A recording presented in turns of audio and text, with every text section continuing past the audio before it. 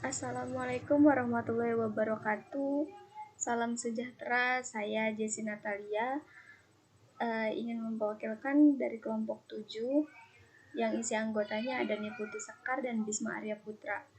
Di sini kelompok kami ingin menjelaskan social judgment theory. Oke, yang pertama itu ada social judgment theory. Apa itu? Social judgment theory adalah perubahan sikap seseorang terhadap objek sosial dan isu tertentu. Merupakan hasil proses pertimbangan yang terjadi dalam diri orang tersebut terhadap pokok persoalan yang dihadapi. Social judgment theory merupakan teori ilmiah yang dikemukakan oleh Muzaffer Sharif dan Karl Hofland pada tahun 1961. Menurut Muzaffer Sharif, ada 3 rujukan yang digunakan dalam merespon suatu stimulus yang dihadapi. Yang pertama, latitude of acceptance, yang terdiri dari pendapat yang masih bisa diterima dan ditoleransi.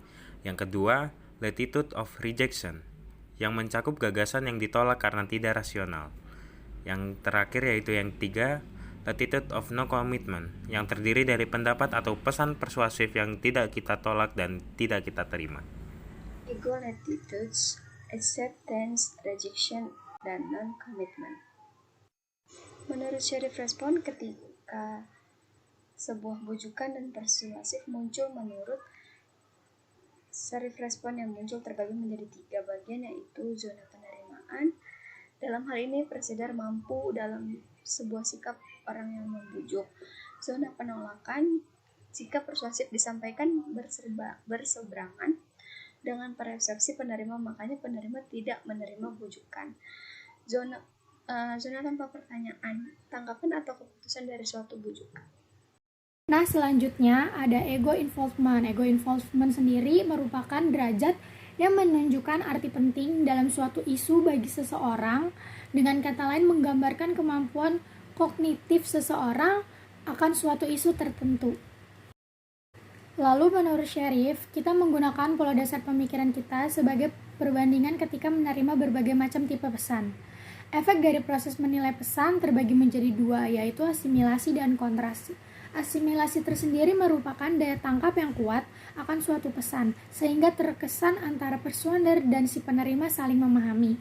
Yang kedua ada kontras. Kontras terjadi karena gangguan penerimaan informasi yang memicu penolakan terhadap suatu pesan.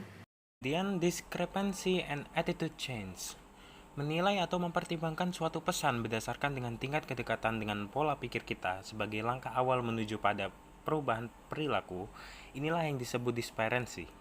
Disparity yang akan memunculkan perubahan perilaku ini bisa didasari tidak hanya dengan latitude of acceptance, tapi juga dengan latitude of rejection atau penolakan.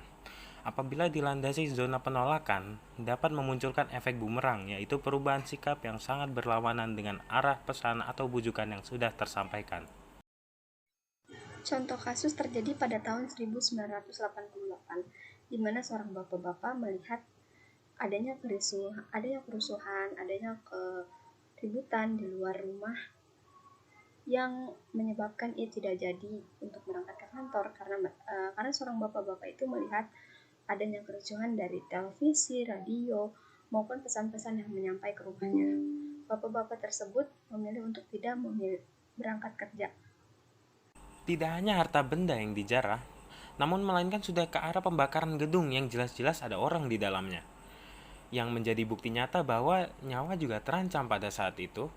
Saya diperintah untuk tidak pulang karena alasan kekurangan karyawan dan saya dihitung masuk lembur saat itu. Di sini yang bisa saya lakukan hanya diam dan berpikir sebenarnya banyak hal yang bisa dilakukan. Buktinya saya bisa datang ke kantor walaupun terjadi kerusuhan. Di sini saya memasuki latitude tanpa pertanyaan. Saya akhirnya tetap bekerja dan menginap di salah satu hotel khusus untuk karyawan yang tidak pulang, karena notabene harus mengganti karyawan lain yang tidak masuk kan. Sehingga operasional hotel tetap berjalan walaupun ya tidak bisa berjalan normal seperti biasanya. Lalu ada contoh kasus yang kedua. Satria berjalan dan akhirnya menemukan angkutan umum dan bisa sampai ke tempat kerjanya. Tetapi sebenarnya di jalan itu ada terjadinya laka lantas yang membuat macet dan kemungkinan angkutan umum yang lewat tidak akan ada, tetapi nyatanya ada. Di sini bisa saja terjadi rentang penolakan. Jadi kesimpulannya adalah, teori ini menjelaskan kepada kita tentang suatu pesan atau pernyataan diterima atau ditolaknya itu didasarkan kepada peta kognitif kita sendiri terhadap pesan tersebut. Seseorang menerima atau menolaknya suatu pernyataan atau pesan-pesan tertentu itu bergantung lagi kepada keterlibatan egonya sendiri. Baik seseorang itu menerima pesan verbal ataupun non-verbal. Berikut penjelasan materi yang telah kami sampaikan, kurang lebihnya mohon maaf. Wassalamualaikum warahmatullahi wabarakatuh.